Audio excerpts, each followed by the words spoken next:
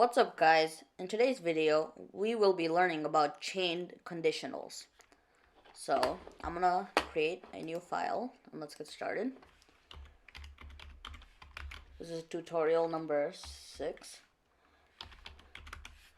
So let's first talk about what is a chained conditional. So a chained conditional is like where you have an if statement or elif statement, and you want to have two conditions to run a certain piece of code. So we can assign some variables, say x equals 11 and y equals 15. Okay? And then now let's get into the chained conditionals part. So we will get into a if statement here. So we can say if x is less than y, then we can run a certain amount of code here. We can say like print x is less than y. But let's say we want to only run a piece of code if x is less than y and y minus x equals 4. Then we would say and then now we would say y minus x equals 4. Here, like that. And since y minus x equals 4, then this would run.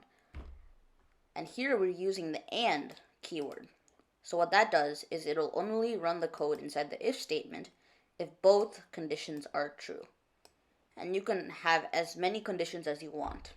So you could have, you could add a couple more on, but you can have as much as you want. So that's the and operator. But let's say we want one of them to be true. So then we can say or, and then we could say if x is less than y, which is true, and y minus x equals 3, which is false. But the code will still run because we want only one of these conditions to be true. So the or operator will run the code if only one of the two or many operators is true. So let's run this. Let's say print true. True. We can save this and open up our terminal here.